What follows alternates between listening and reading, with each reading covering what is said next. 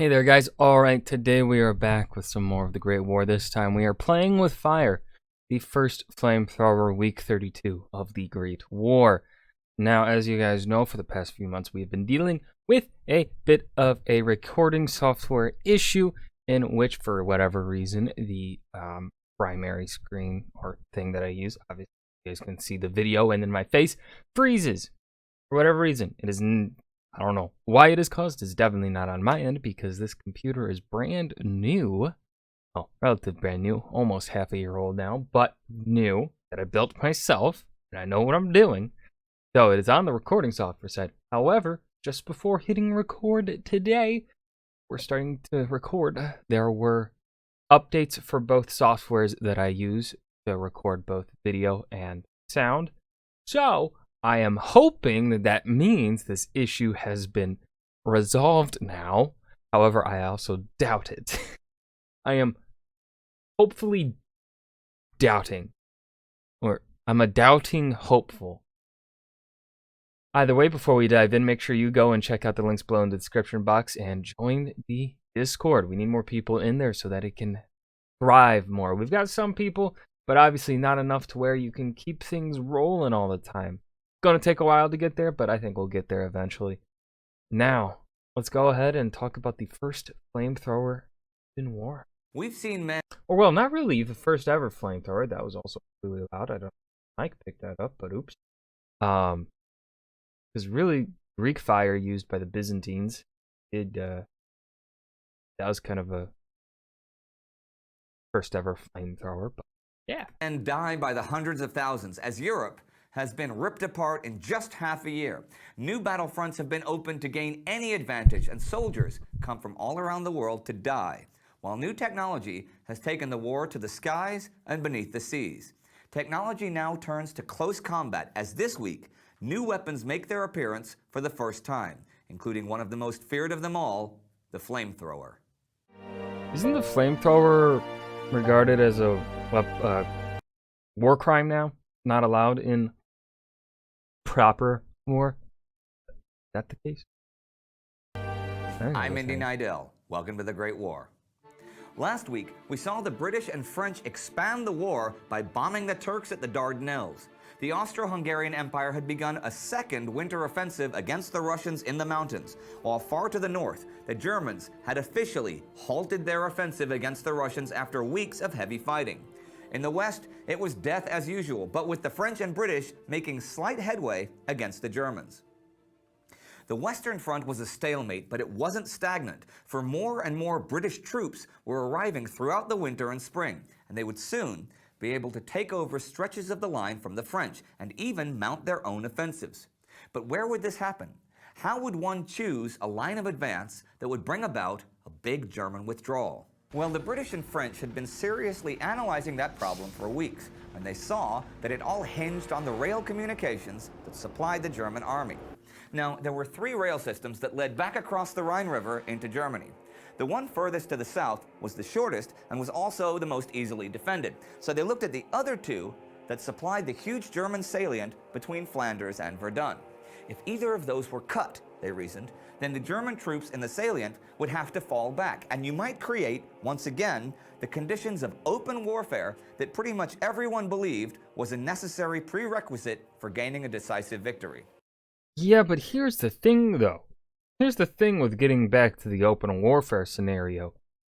The Germans, at the beginning of the war, were absolutely decimating the French forces in that open ground, and I think the German military forces of both World War I and World War II perform at their best when they are in those open scenarios where they can maneuver like that. So I don't know what the fuck the French and British are thinking as to how that's a good idea. The only reason why it makes it a good idea is that you are, one, pushing the Germans back, but two, cutting off supplies. But to try and engage the Germans then in open warfare, though, feels like that's a bit of a mistake. Just because of what had been happening at the start of the war. Like, I feel like there should be some caution there, and that should be mentioned. by the military plan? I'm certain it probably may have been, but also like there's a bunch of incompetency that we have seen from the top tier generals of this time period. So like they may not even have mentioned that fact of life that had happened in 1914. So the 1915 battle strategy was going to be offensives at the edges of the salient. In the north, against the Aubers and Vimy ridges that protected the German railways in the plain behind them. And in the south, against the Champagne heights that protected the Mézières-Hirson railway line. A best-case scenario would be that the attacks managed to converge, which would not only cut off the railway lines, but would surround the German troops.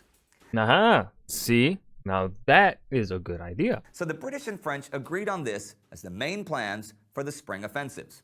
The French, though, were actually still in the middle of their winter offensive, the Champagne offensive that had been on since December, and they were actually making a bit of headway this week.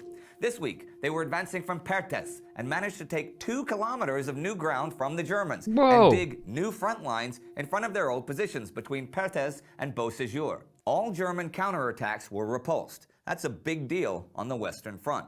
Yeah? There was also... Is that the last time the borders will ever shift on the Western Front until 1918? real foreshadowing this week in the West of horrors to come as new weapons of war made their appearances for the first time. On February 26, German soldiers used flamethrowers for the first time in battle against French trenches near Verdun. This was the first of over 650 flamethrower attacks, though it was ineffective. 3 days later, German troops tried advancing behind an armored shield for the first time.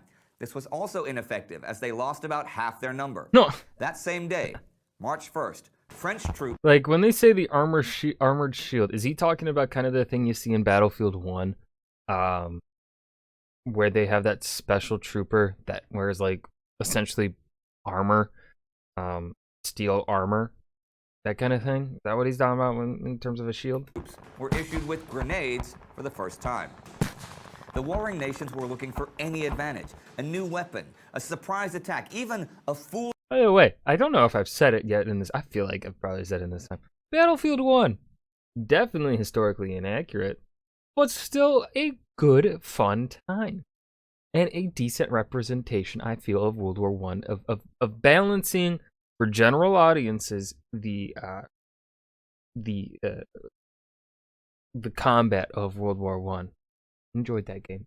Shout out to Battlefield 1 because it was like the last good battle. Foolhardy plan, anything to beat the enemy, and the Austrians were no different from anybody else. The Second Carpathian Winter Offensive had just kicked into gear, as the Austro-Hungarian Imperial Army tried once again to knock the Russians out of the mountain passes and break the siege at Przemyśl to free the Austrian army that was trapped there and now running out of food and supplies. They're just now running out of food and supplies? They've been trapped since, what, week 2 or 3?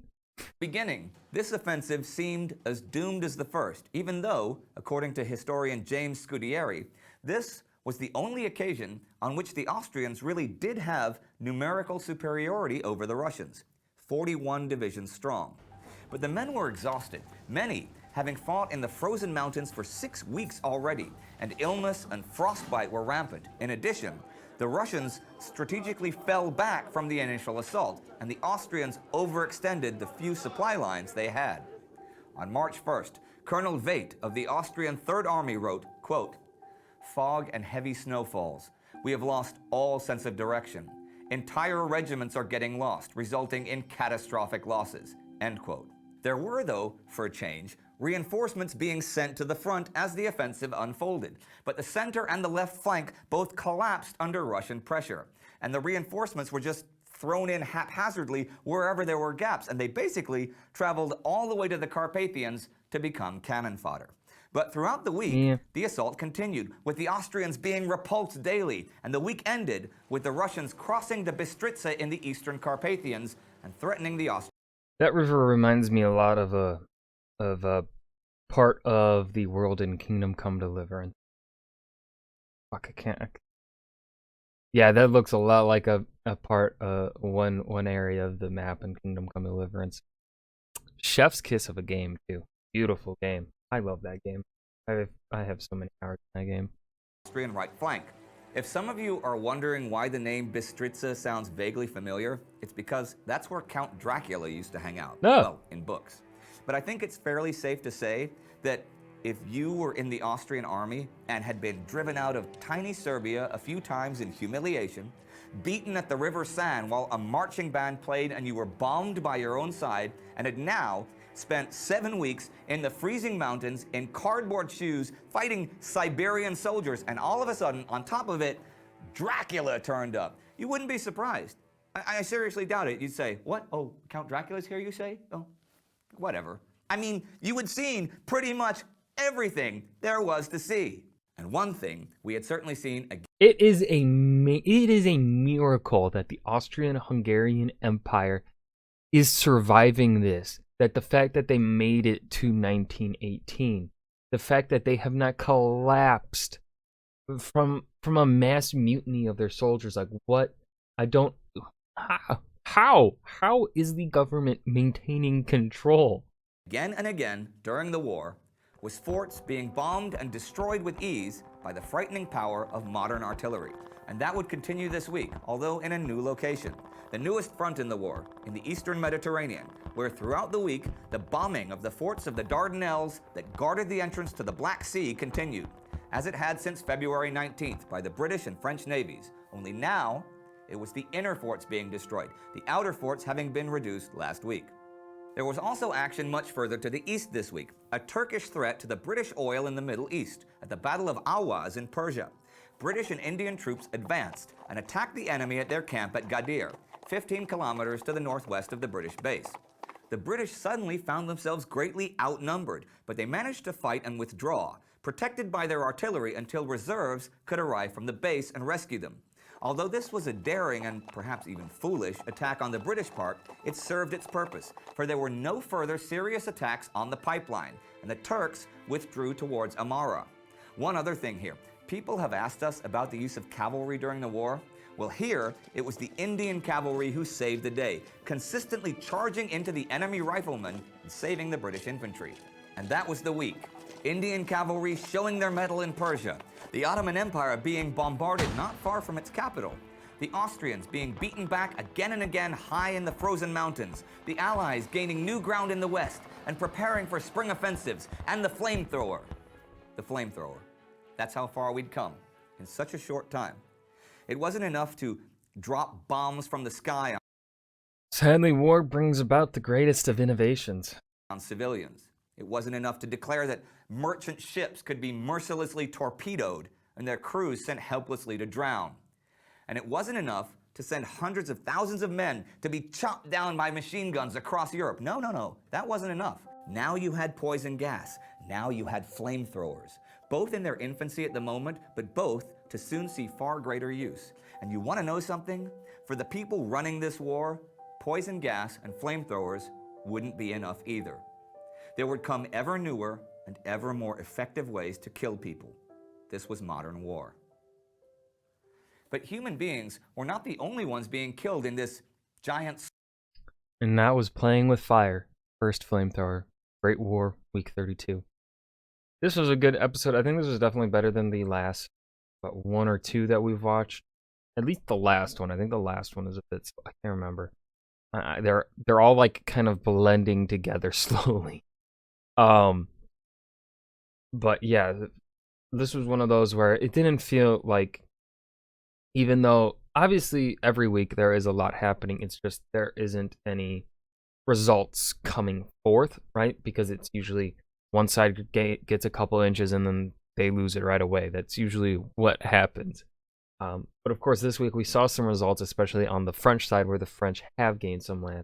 So obviously, I think that helped make this week a bit more interesting, as well as also the Russians pushing the Austrians back and winning some battles. I think also helped make this week feel like stuff is being accomplished, which of course, but obviously probably in the next coming weeks, those accomplishments are going to be null and void. But yeah, I hope you guys enjoyed. Remember to hit that like button and subscribe for more, and I will see you guys in the next video. Peace.